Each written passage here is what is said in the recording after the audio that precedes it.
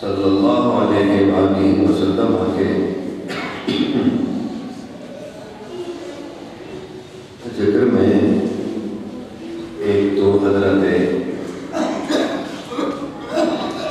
کنانا کا ذکر ہے یہاں، اور پھر ان کی اولاد میں ایک حضرت نضا، نون ضاد اور ایک نضا، ان کا ذکر ہے گا. اور وقت ملا تو پھر حضرت بدر کے ایک بیٹے تھے، ان کا نام تھا مالک، ان کا بھی ذکر آئے گا.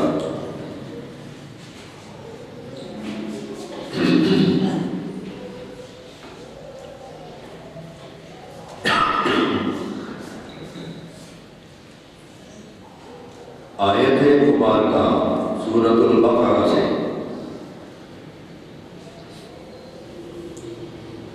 میں نے تلاوت کی، اس کا کچھ حصہ تلاوت کیا ہے، اس میں آپ غور فرمائیں کہ سیدنا خلیل اللہ علیہ السلام نے بارگاہ رب العزت سے کس طرح دعا مانگی اور ان کی دعا کو پروردگار نے کیسے قبول کیا.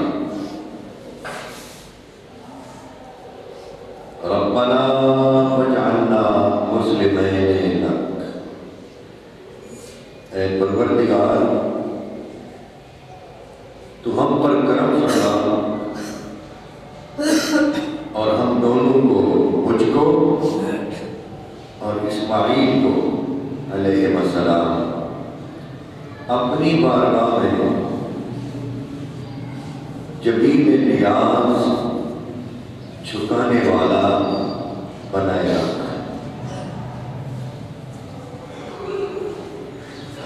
ہمیں تو اپنی بارگاہ کا مسلم رکھ،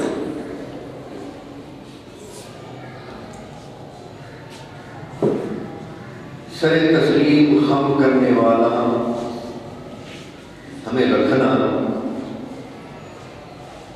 سجدہ کرنے والا ہمیں بنائے رکھنا، اور ہم دونوں کو اپنی بارگاہ کا سجدہ ریز قبول فرمانا.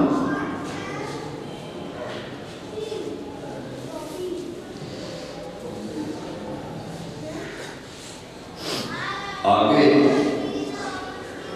انہوں نے عرض کیا وَمِن ذُرِّيَّتِنَا أُمَّةً مُسْلِمَةً لَكَ، اور ہم دونوں کی ذریت سے ایک امت جھکنے والی، امت مسلمہ تسلیم کرنے والی، فرمانبرداری کرنے والی، اطاعت کرنے والی،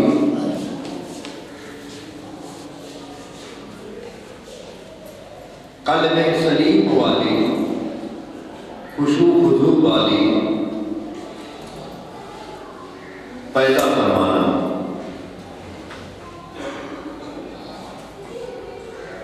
یعنی فقط اپنے لیے ہی دعا نہیں مانگی، بلکہ اپنی نسل میں ہونے والی اولاد کے لیے جو اس وقت ابھی ہوئی نہیں تھی،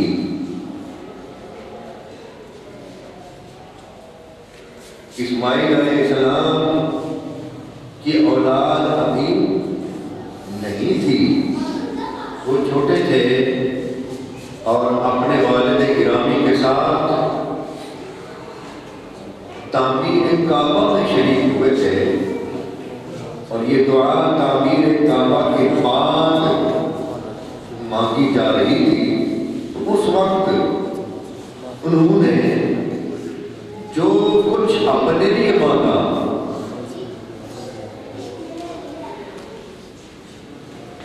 یعنی جو وہ دو تھے ابراہیم اور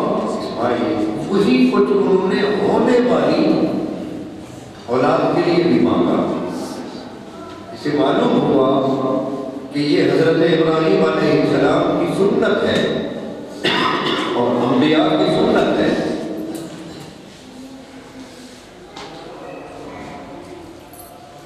کہ جو خیر، جو بھلائی، جو خوبی، جو فضیلت، جو نعمت، جو فضل، جو رحمت انسان اپنے لیے مانگے وہی اپنی اولاد کے لیے بھی مانگے، خواہ اولاد اس کی ہوئی ہو یا نہ ہوئی ہو۔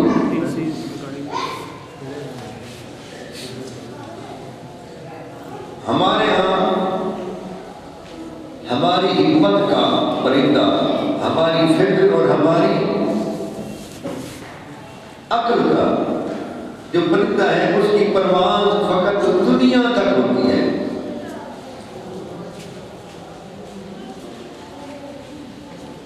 دین یا آخرت مانگ لی جائے تو وہ پرواز فقط اپنی ذات تک ہوتی ہے، لیکن انبیاء کرام علیہ السلام کی جو پرواز تھی اور ان کا جو دامن طلب تھا وہ اپنے لیے نہیں رحمت الہی کو سمیٹتا تھا بلکہ اپنے لیے بھی، لوگوں کے لیے بھی، اولاد کے لیے۔ ان کا دامن طلب وسیع تھا۔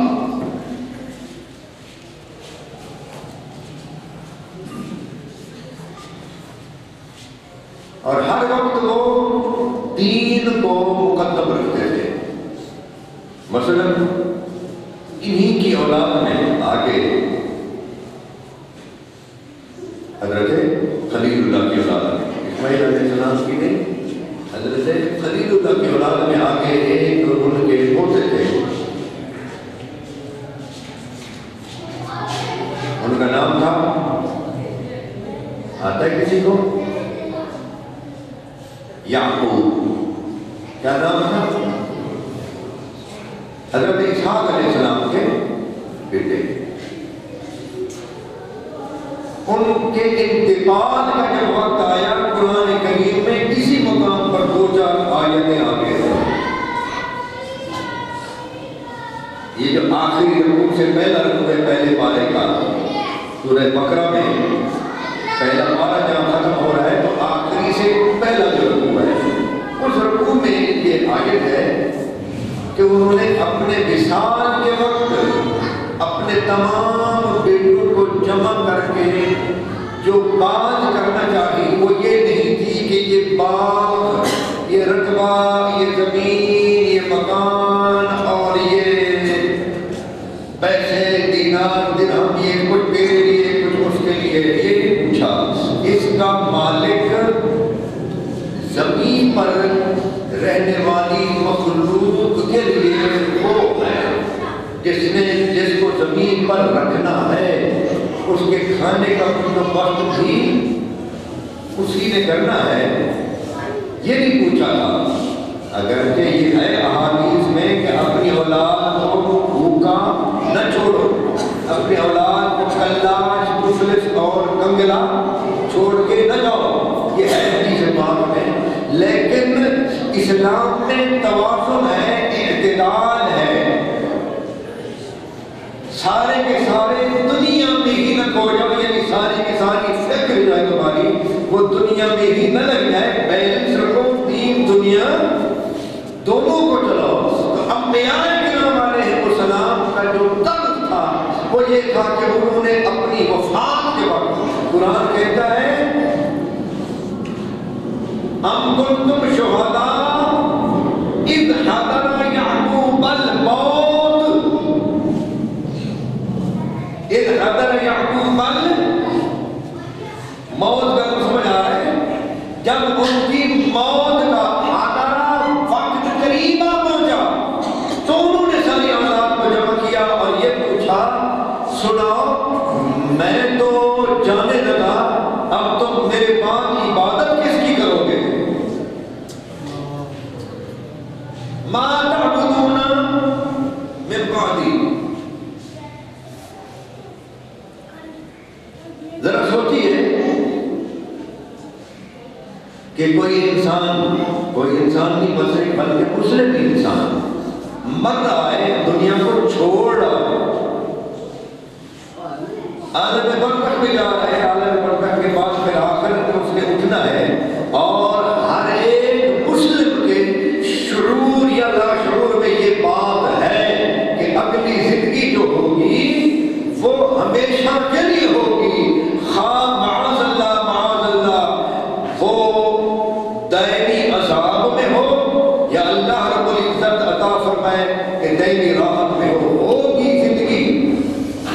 قرآن میں ہے ثم لا يموت فيها ولا يحيا، جہنم کا ذکر کرتے ہوئے یس الذی یصلی النار الکبریٰ ثم لا يموت فيها ولا يحيا، اور اس میں نہ وہ مر سکیں گے نہ جی سکیں گے۔ جیسے ہم کہتے ہیں نا میاں وہ فلاں جو تھا نا اس نے پوری زندگی میں بڑی مار دھاڑ کی، لیکن اب اس پر ایسا وقت ہوا ہے، آخر عمر میں وقت آیا ہوا ہے کہ وہ روتا ہے اور رو نہیں سکتا، اور وہ نہ مرتا ہے نہ ثم لا يموت فيها ولا يحيا۔ تو جب ہر انسان خواہ وہ قرآن کا عالم ہو یا نہ ہو، حدیث کا عالم ہو یا نہ ہو، اگر وہ ہے مسلم تو اسے یہ ضرور معلوم ہے کہ وہ وہاں جا رہا ہے جہاں اسے قبر سے اٹھانے کے بعد ہمیشہ کے لیے زندہ رہنا ہوگا، خواہ راحت میں ہو خواہ کل سب یا تکلیف میں ہو، تو وہ اپنے لیے تو راحت چاہے گا۔ تو مرتے وقت ہم میں سے کتنے ہیں جو یہ نصیحت یا وصیت کرنا چاہتے ہوں یا کم از کم پوچھنا چاہتے ہوں کہ سناؤ میرے بعد کس انداز کی زندگی گزارو گے، کس کی عبادت کرو گے؟ کوئی پوچھ لے میں تو تمہیں چلا گیا، صرف یہ پوچھے آپس میں مل جل کے رہنا، لڑنا نہیں، اس کا خیال کرنا، ماں کا خیال کرنا، چھوٹے کا خیال کرنا۔ ارے بھائی اللہ کی توحید کا خیال رکھنا، اللہ تعالیٰ کی عبادت کی فکر کرنا، آخرت کی فکر کرنا، یہ بھی تو کہو، فقط دنیا کو مد نظر۔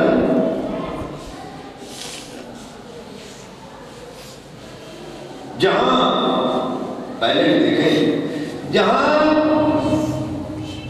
سیدنا خلیل اللہ علیہ السلام نے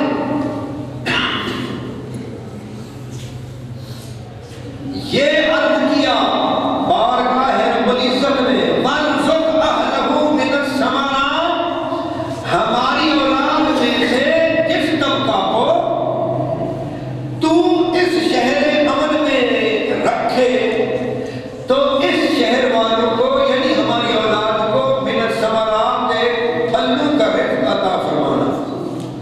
یہ اسے کہہ دیا، یہ کس کو کہا؟ اللہ کو۔ یہ دعا کر دی اپنی اولاد کے لیے، یہ گزارش کر دی، یا جیسا کہتے ہیں یہ خیال رکھنے کا انہیں پھلوں کا، ثمرات کا، زمین جو کچھ اگاتی ہے ان چیزوں کا انہیں رزق مہیا کرنا، یہ اسے عرض کر دیا کہ یہ کام اسی کا ہے، اور اولاد کو یاد کیا، اولاد کے لیے یہ کہا کہ پروردگار انہیں جھکنے والا بنایا، اور اولاد کو نصیحتیں بھی کہ بندے جو ہیں وہ رب کا خیال رکھے اور رب جو ہے وہ بندوں کا خیال رکھے۔ ایک بندے نے حضور اکرم صلی اللہ علیہ وآلہ وسلم سے پوچھا یا رسول اللہ رب کا مجھ پر کیا حق ہے؟ تو حضور اکرم صلی اللہ علیہ وسلم نے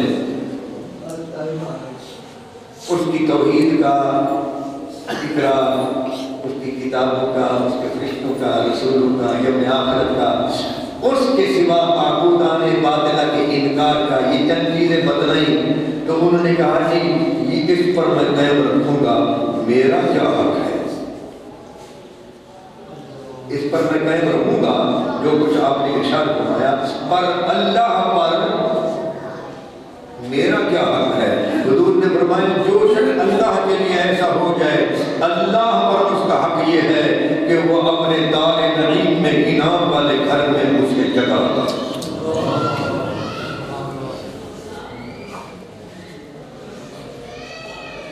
اور خود قرآن میں ہے کتب ربکم اے محبوب آپ ارشاد کریں فقل سلام علیکم اپنی امت کو کہیں تم پر اللہ کا سلام کتب ربکم علی نفسہ الرحمہ تمہارے رب نے اپنی ذات پر رحمت کو فرض کر دیا کتب رب مانا فرض ہوتا ہے یا ایھا الذین آمنوا کتب علیکم الصیام اے ایمان والوں تم پر روزے ان الصلاۃ کانت علی المؤمنین کتابا موقوتا بے شک نماز مومنین پر وقت مقررہ کے ساتھ تو یہاں فرض کا معنی کتاب موقوت کا معنی وقت مقرر ہے جی تو لکھ لینا یہ فرض کرنا ہے کاتب ربکم علی نفسہ الرحمہ اللہ نے اپنی ذات پر رحمت کرنا فرض کر دیا اس پر کوئی اور فرض نہیں کر سکتا اس نے خود اپنے آپ پر یہ بات فرض کی ہوئی ہے کہ وہ اپنے بندوں پر اور کیا چلے ایک بزرگ پڑھ رہے تھے قرآن کریم تو جب اس آیت پر پہنچے سورۃ المدثر فَإِذَا نُقِرَ فِي النَّاقُورِ جب سور میں پھونکا جائے گا فَذَلِكَ يَوْمَئِذٍ يَوْمٌ عَسِيرٌ تو وہ دن بڑا سخت دن ہوگا عَلَى الْكَافِرِينَ غَيْرُ يَسِيرٌ کافروں پر آسان نہیں ہوگا اچھلنے لگے کودنے لگے اور رونے لگے وہ کیا ہو گیا حضور کہنے لگے شک ہے اس نے کہا کافروں پر آسان نہیں ہوگا ہم تو اس کو مانتے ہیں اللہ اللہ اللہ اللہ اللہ اکبر تو خلیل اللہ علیہ السلام حضرت یعقوب علیہ السلام ان دونوں کی دعاؤں کے جملے میں نے آپ کے سامنے عرض کیے وہ یہ سمجھا رہے ہیں کہ اللہ کے ذمے ہے تمہیں رزق پہنچانا تم پر اپنی رحمت کرنا تمہارے ذمے ہے اس کے حقوق بجا لانا معبودان باطلا کا انکار کرنا فقط اس کے سامنے جھکنا اس لیے انبیاء اپنے وصال یہی کرتے تھے اپنی اولاد کو بتلاؤ میرے بعد کس کی عبادت کرو گے تو ہمیں بھی چاہیے ہم ملت ابراہیمی کے پیروکار ہیں حضور بھی ملت ابراہیمی کے پیروکار تھے ٹھیک ہے جی ہم بھی کے پیروکار ہیں تو ہمیں چاہیے کہ ہم بھی جب مرنے لگے اور دنیا چھوڑنے لگے دنیا جب چھوڑ رہا ہوتا ہے خواہ وہ بڈھا ہو یا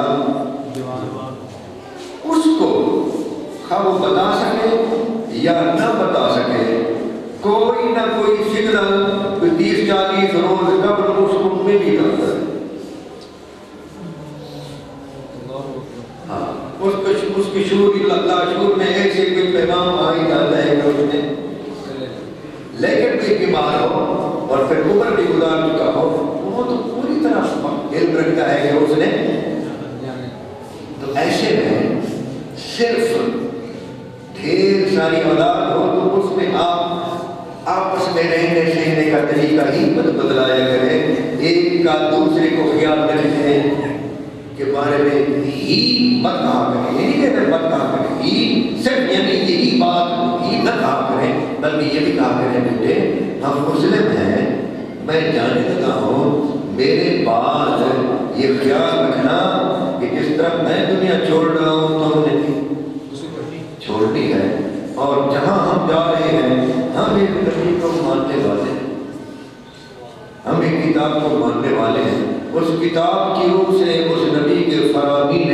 مقدسہ کی روشنی میں یہ بات مجھے معلوم ہے تم کو بھی معلوم ہے کہ ایک ایسی زندگی ہمیں گزارنا ہوگی جو ختم اس لیے تم اس کو ایسی زندگی بناؤ کہ راحت بھری زندگی ہو، عذاب بھری، رب کے حقوق پہچاننا، اس کی کتاب کے حقوق پہچاننا، مسلمانوں کے حقوق پہچاننا۔ حضور سے پوچھا گیا یا رسول اللہ دین کیا ہے؟ فرمایا دین النصیحہ، دین خیر خواہی چاہنے کا نام ہے۔ یا رسول اللہ کس کے لیے؟ فرمایا اللہ ہے، اللہ کے لیے۔ اللہ کے لیے کیا بھلائی ہے جو ہم کر سکتے ہیں؟ یہی کہ اس کے ساتھ جو شریک ٹھہرائے جاتے ہیں انہیں شریک نہ ٹھہرایا جائے، اور جو اس کے حقوق ہیں عبادت کے ان حقوق کو بجا لایا جائے۔ للہ والے رسول ہی، رسول کا کیا حق ہے؟ یہ ہے کہ رسول جو فرمائے جو کرے، جو فرمائے یا جو کرے، تو ان کے فرامین پر عمل کرو، جو وہ کر کے دکھائے اس کی پیروی کرو۔ آگے والے مومنین، اور مومنین کی خیر خواہی۔ تو مومنین کی خیر خواہی کیا ہے؟ فرمایا مومنین کی آخرت کا بھلا چاہو، مومنین کی دنیا کا بھلا چاہو۔ کیسے چاہیں پتہ نہیں چلتا۔ مومن کا بھلا کیا ہے پتہ نہیں چلتا۔ فرمایا تمہیں پتہ نہیں چلتا تو ایک بات تمہیں بتلا دیتا ہوں، جو عقل سلیم کے مطابق جو تم اپنے لیے پسند کرو وہی اپنے مومن بھائی کے لیے پسند کرو، جو اپنے لیے ناپسند کرو وہی اس کے لیے نہ کرو۔ خیر ذکر ہو رہا تھا نبی اکرم صلی اللہ علیہ وآلہ وسلم کے آباء و اجداد کا، اور آپ کے آباء و اجداد میں اس دعا کا ذکر ہوا کہ مجھے بھی، ہم دونوں کو بھی مسلم رکھنا، جھکنے والا، برداشت کرنے والا، سجدہ کرنے والا، رکوع کرنے والا، رونے والا، دھونے والا، تیری بارگاہ میں سر گڑانے والا رکھنا، اور فقط ہم ہی اپنے لیے نہیں چاہتے، ہماری اور میری بیٹی اسماعیل کی جو اولاد ہو، ابھی اس کی شادی بھی نہیں ہوئی، اس کی اولاد کو بھی ایسا بنا۔ اعلیٰ حضرت رحمۃ اللہ علیہ نے حق کہا فتاوی رضویہ میں، ان سے کسی نے پوچھا کہ اولاد کے حقوق کیا ہیں؟ ہم جب باپ بن جاتے ہیں نا تو اس فکر میں لگ جاتے ہیں کہ والدین کے حقوق کیا ہیں۔ کسی نے پوچھ لیا کہ اولاد کے حقوق کیا ہیں، تو اعلیٰ حضرت نے فرمایا اولاد کے حقوق یہ ہیں کہ رشتہ تم اچھی جگہ پر کرو۔ اللہ اللہ اللہ اللہ اکبر، سبحان اللہ۔ پاک خاندان، پاکدار خاندان ڈھونڈو، مذہب والی لڑکی تلاش کرو، پھر جس طرح حضور اکرم صلی اللہ علیہ وسلم نے فرمایا اس طرح زندگی کا آغاز کرو۔ آپ سمجھیں، پھر جب وہ پیدا ہو جائے بچہ، وہ اس طرح زندگی بسم اللہ یہ وہ وغیرہ سب کچھ میں کہے گا۔ پھر جب وہ بچہ پیدا ہو تو حسب توفیق عقیقہ کرو، سنت کرو، ختنہ کرو، پھر اس کے لیے جتنے تربیت کے مراحل۔ مطلب یہ ہے کہ اولاد جب ہو گئی تو اس وقت اس کے حقوق شروع نہیں ہوئے، بلکہ اچھی اولاد کے حقوق ان کے وجود میں بلکہ آپ کی شادی سے پہلے شروع ہو جاتے ہیں۔ اور یہی خلیل اللہ کی دعا میں ہے، یا اللہ ہمیں بھی جھکنے والا بنائے رکھنا، اور ہماری جو نسل پیدا ہو اسے بھی امت مسلمہ۔ سبحان اللہ سبحان اللہ۔ آگے اور اس امت مسلمہ میں انہی میں سے ایک معزز رسول انہیں عطا ہوا،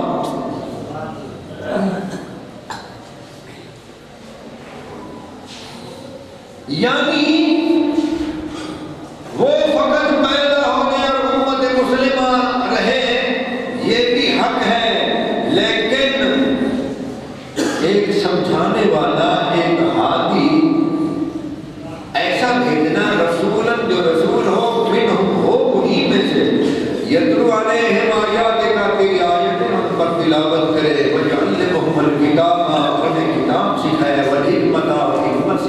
وَيُزَكِّيهِمْ اور انہیں اندرونی اور بیرونی ظاہری اور باطنی طور پر پاک فرمائے، ان کا تزکیہ کرے۔ دعا قبول ہوئی یا نہیں ہوئی؟ کتنی سال پہلے ہوئی؟ یہ دعا کتنے سال پہلے مانگی گئی؟ پہلے یہ گزرا ہے 4,500 کم ہو بیٹی 3,500 سال، ٹھیک ہے جی؟ اس کم ہو بیٹی کنفرم نہیں ہے۔ مثلا جیسے خود حضور اکرم صلی اللہ علیہ وسلم کی حدیث پاک میں ہے کہ حضرت عدنان تک تو میرے نسب کو لے جانا، اور عدنان سے اسماعیل علیہ السلام تک کوئی 10 قرن ہیں، 10 طبقات ہیں، ان کا حضور نے ذکر کروایا۔ تو پتہ نہیں وہ کتنا عرصہ ہوگا، ہے نہیں؟ ایک طبی عمر جو ایک انسان پاتا ہے 55 سے لے کر طبی عمر 70 سال پاتے ہیں، تو ایک قرن ایک صدی تو اس کے ساتھ گزر گئی۔ تو پہلے تو عمر زیادہ ہوتی تھی، اس لیے کم عمر ہے 2,500 سال 3,000 4,000 سال قبل یہ دعا مانگی گئی، قبول ہوئی یا نہیں ہوئی؟ بولو۔ اتنا قبول ہوئی کہ حضور سے پوچھا گیا آپ کون ہیں، آپ کیا ہیں، آپ کی حقیقت کیا ہے؟ نمودار ہو گئے آپ مکہ میں، مکی لوگ تو آپ کی طرح نہیں ہیں، تو آخر آپ ہیں کون؟ مطلب یہ ہے کہ اگر کوئی پڑھ لکھ کر آ جائے نا کسی معاشرہ میں تو اس سے انٹرویو دیتے ہیں، اسی معاشرے کے لوگ انٹرویو دیتے ہیں کہ کس کے بعد کہتے ہیں دعوت وغیرہ وغیرہ۔ تو حضور اگر اسی معاشرے میں پیدا ہوئے اور سب سے وقت ہے نا، تو سوال تو بنتا تھا۔ تو انہوں نے خود ہی پوچھا یا رسول اللہ، اور تو کوئی بتانے والا ہی نہیں، آپ ہی بتائیں کہ آپ کیا ہیں؟ فرمایا میں اپنے ابا ابراہیم کی دعا۔ سبحان اللہ سبحان اللہ سبحان اللہ۔ اب وہ دعا ہے وہ 3,000 سال قبل۔ تو حضور نے جب فرما دیا میں ان کی دعاؤں تو قبول ہوئی ہے نہ ہوئی؟ ہوئی نا۔ تو جب دعا قبول ہو گئی تو فقط حضور اکرم صلی اللہ علیہ وسلم کے وجود تک نہیں، اس سے پہلے دعا کے وقت سے لے کر دعا مانگی جانے کے وقت سے لے کر نہ صرف یہ کہ حضور کی ولادت تک بلکہ قیامت تک سبحان اللہ امت مسلمہ نے رہنا ہے، قرآن بھی رہنا ہے، خاتم النبی کی۔ اچھا جہاں یہ پوچھا گیا حضور سے تو وہاں حضور نے یہ بھی فرمایا میں اپنے ابا ابراہیم کی دعا ہوں، عیسیٰ علیہ السلام کی بشارت ہوں جو قرآن میں آئی، اپنی امی کا وہ خواب ہوں جو انہوں نے دیکھا، اور میں اللہ تعالیٰ کے حضور خاتم النبیین لکھ دیا گیا تھا جبکہ آدم علیہ السلام کا 11 پڑھا۔ سبحان اللہ سبحان اللہ۔ تو اس لیے چونکہ خاتم النبیین ہیں تو نبوت بھی قیامت تک یہی رہے گی اور کتاب بھی قیامت تک یہی رہے گی، اور جس کے لیے نبوت ہے اور جس کے لیے یہ کتاب ہے وہ امت کی کیسی دعا ہے۔ سبحان اللہ۔ تو ہمارا جو موضوع ہے وہ اس دعا میں وہ حصہ ہے جو نبی اکرم صلی اللہ علیہ وآلہ وسلم کے وجود مسعود میں آنے سے قبل جو آباء و اجداد رہے، ہم ابھی اس حصے پر۔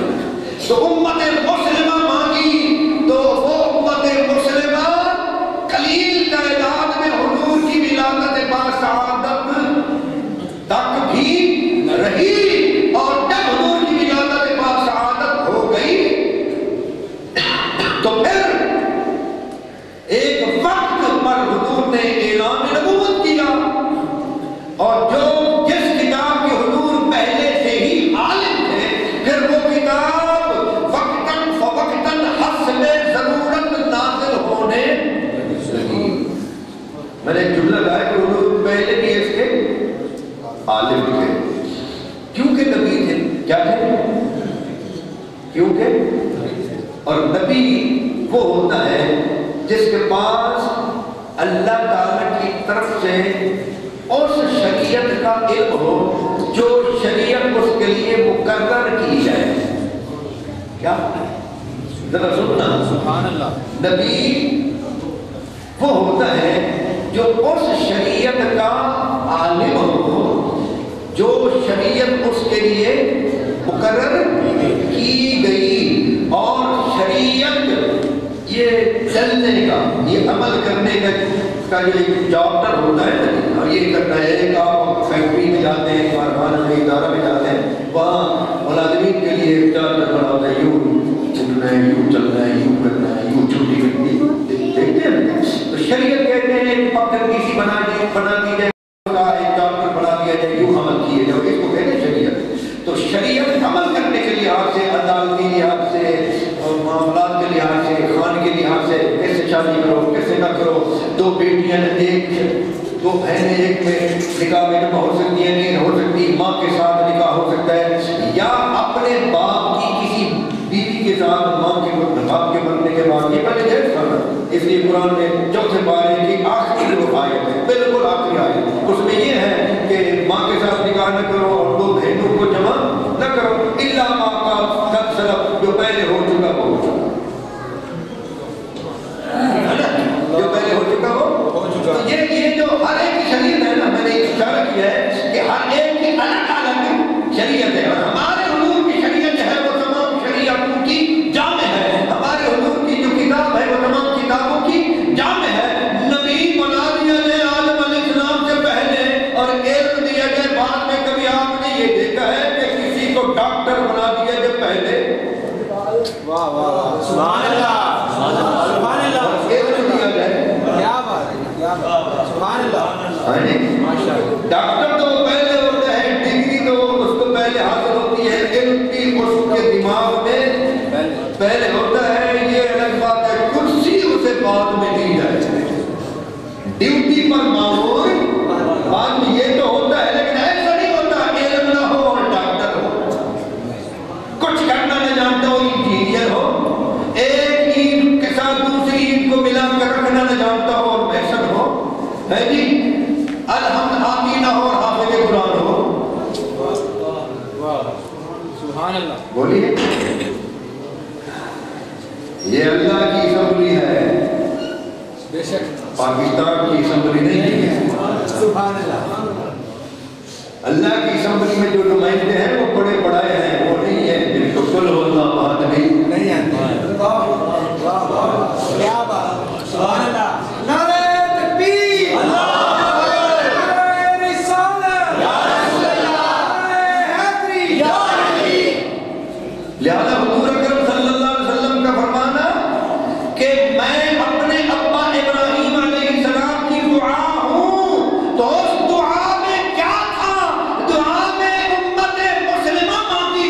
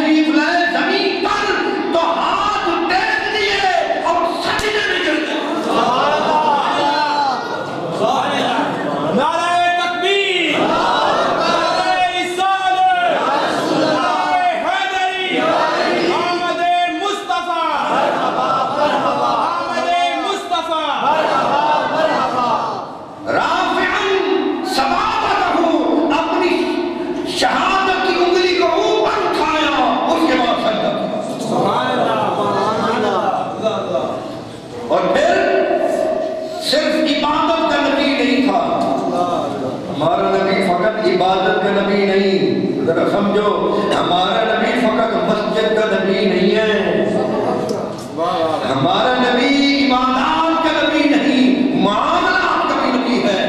اپنے نبی سے فقط عبادات مت لو، فقط اپنے نبی کی عبادات کا شعبہ ہی فقط مت لو، معاملات کا شعبہ بھی اسی سے لینا ہے۔